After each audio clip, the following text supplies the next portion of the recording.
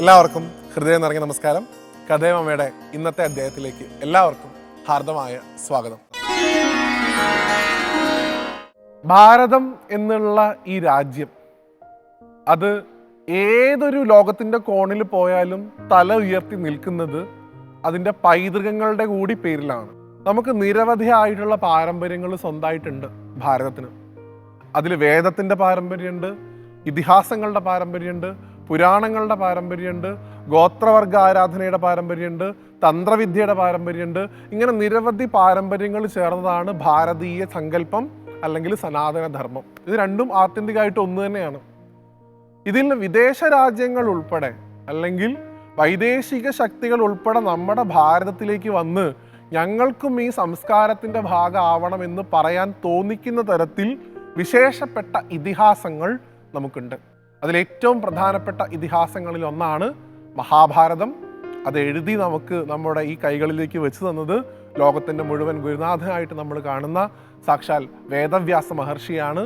അതുകൊണ്ട് തന്നെ ഈ അധ്യായത്തിൽ വേദവ്യാസനെക്കുറിച്ചും അതുപോലെ തന്നെ അദ്ദേഹത്തിൻ്റെ കൈകളാൽ നമുക്ക് ലഭിച്ചിട്ടുള്ള മഹാഭാരതത്തെക്കുറിച്ചുമാണ് നമ്മൾ ചർച്ച ചെയ്യുന്നത്. മഹാഭാരതം കഥ അറിയാത്തവരായിട്ട് ഭാരതീയർ ആരും തന്നെ ഉണ്ടാവും എന്ന് ഞാൻ കരുതുന്നില്ല. പാണ്ഡവരും കൗരവരും തമ്മിലുള്ള യുദ്ധത്തെക്കുറിച്ചും കുരുവംശത്തെക്കുറിച്ചും ചന്ദ്രവംശത്തെക്കുറിച്ചും ഒക്കെ വിശദമായിട്ട് വ്യാസൻ ആ മഹാഭാരതം എന്ന് വിളിക്കപ്പെടുന്ന ഇതിഹാസത്തിൽ വിവരിക്കുന്നുണ്ട്.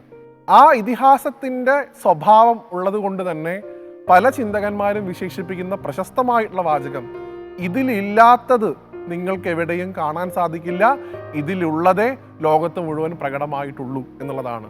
മഹാഭാരതത്തിൽ ഇന്ന് നമ്മുടെ ജീവിതത്തിൽ ലോകത്തിൽ സംഭവിക്കുന്ന എല്ലാ സന്ദർഭങ്ങളെയും അനുസ്മരിപ്പിക്കുന്ന നിരവധിയായിട്ടുള്ള ഭാഗങ്ങൾ നമുക്ക് കാണാൻ സാധിക്കും.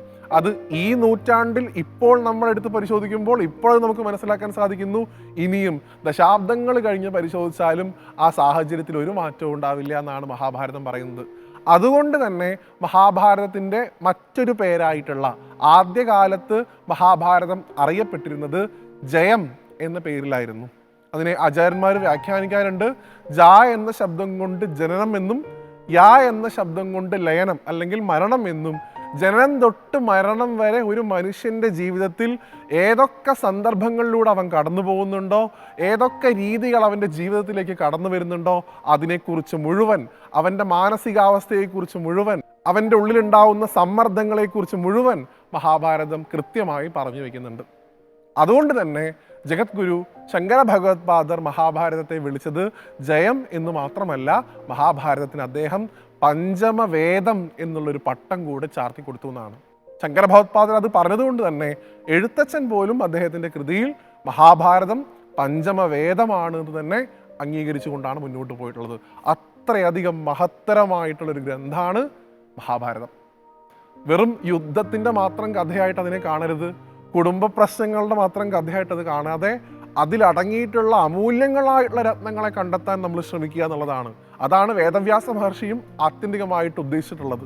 ഈ ചുരുങ്ങിയ സമയം കൊണ്ട് അതിലെ പ്രധാനപ്പെട്ട 2 വിലപിടിപ്പുള്ള രത്നങ്ങളെ നിങ്ങളുടെ മുമ്പിലേക്ക് എത്തിക്കാനാണ് ഞാൻ ശ്രമിക്കുന്നത്. ഒന്ന്, മഹാഭാരതത്തിൻ്റെ മധ്യഭാഗത്തായി ഭീഷ്മപർവത്തിൽ അടയാളപ്പെട്ടിട്ടുള്ള ലോകം മുഴുവൻ ഇന്ത്യയെ ആരാധിക്കാൻ കാരണമാക്കി തീർന്നിട്ടുള്ള സാക്ഷാൽ ഭഗവത്ഗീത എന്ന് പറയുന്ന ഉപാഖ്യാനം വരുന്നത് മഹാഭാരതത്തിനകത്താണ്.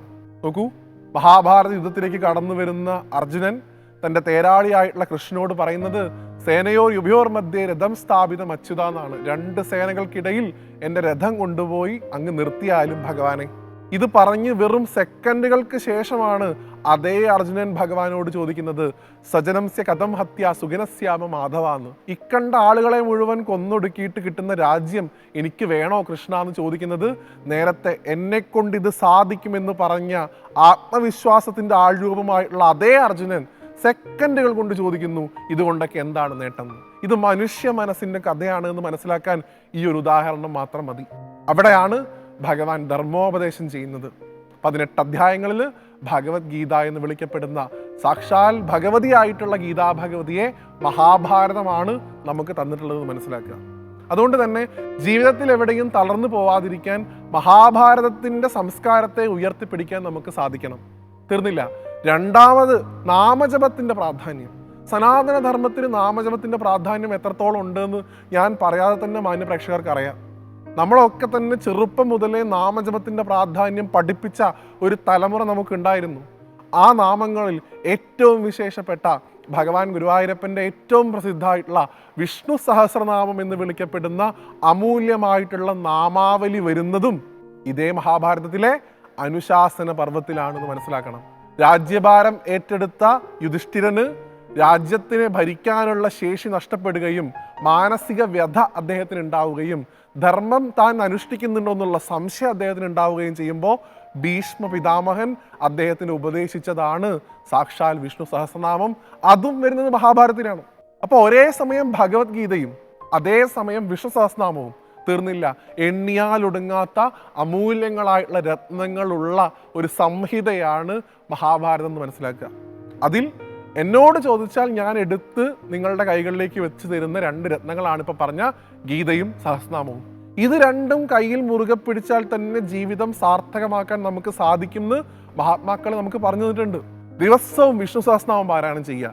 സാധിക്കുമെങ്കിൽ എല്ലാ ദിവസവും രാവിലെ നമ്മുടെ ഒരു പ്രഭാതം തുടങ്ങേണ്ടത് മഹാഭാരതത്തെ സ്മരിച്ചുകൊണ്ട് സഹസ്രനാമം പാരായണം ചെയ്തുകൊണ്ടാവണം. ജീവിതത്തിൽ എവിടെയും തളരാത്തൊരു മനസ്സ് നിങ്ങൾക്കുണ്ടാവും. ഇനി എവിടെയെങ്കിലും ജീവിതത്തിൽ തളർന്നു പോയി എന്ന് കരുതുക, ഉടനെ ഭഗവത്ഗീത എന്ന് പറയുന്ന മഹാഭാരതത്തിൻ്റെ തന്നെ ഉൽപ്പന്നമായിട്ടുള്ള ആ ഭഗവത്ഗീതയെ കയ്യിലെടുക്കുക. തളരാത്തൊരു മനസ്സ് ഭഗവാന്റെ വാക്കുകളിലൂടെ നമുക്ക് നേടിയെടുക്കാൻ സാധിക്കും.